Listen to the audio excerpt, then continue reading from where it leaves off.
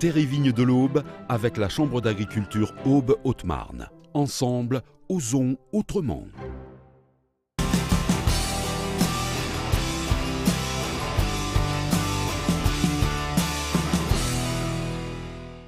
Trois plants de maïs suffisent pour déterminer la meilleure date de récolte sur une parcelle donnée. Les échantillons apportés par les éleveurs sont d'abord broyés, puis analysés pour évaluer leur maturité. Je vais donc le passer dans l'analyseur ici à infrarouge qui s'appelle Agrinir.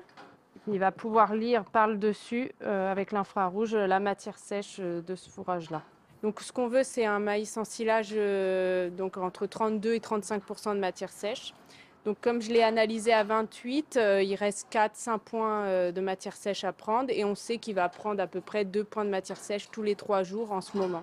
Et on essaye de proposer le service une dizaine de jours avant la période de récolte, de façon à ce que les gens aient le temps de s'organiser, parce que la récolte d'ensilage, c'est des chantiers collectifs, donc avec des entrepreneurs, donc les machines ne sont pas disponibles pour tout le monde le même jour. Plusieurs agriculteurs qui viennent les uns chez les autres avec des bennes, donc il faut anticiper tout ça. L'ensilage de maïs constitue environ 2/3 des rations hivernales pour les troupeaux. Pour compléter les besoins nutritionnels des animaux, les éleveurs ajoutent des tourteaux de soja ou de colza, ainsi que des minéraux et du foin.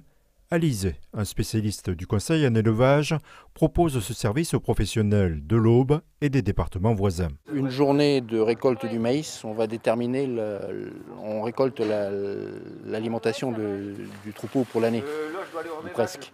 Donc si on commet une erreur à ce moment-là, on va avoir des répercussions tout au long de l'année. C'est déjà de visiter les champs, les parcelles de maïs, pour estimer la matière sèche et prédire une date de récolte. Le service qu'on a développé en plus, c'est l'analyse par infrarouge qui permet d'être un peu plus précis. Et depuis cette année, on propose aussi un suivi satellite, donc depuis le semis jusqu'à la récolte, qui permet d'estimer à la fois le taux de matière sèche pour la période de récolte optimale et le rendement. Plusieurs raisons. Déjà, s'il est trop humide, il y aura des jus qui couleront du silo. Et donc, c'est des pertes de sucre, voilà, des pertes alimentaires. Et s'il est trop sec, il se conservera moins bien, donc les vaches le mangeront moins bien et il perdra aussi en valeur nutritive. Avant la période de collecte du maïs, Alizé effectue en moyenne 120 analyses par an.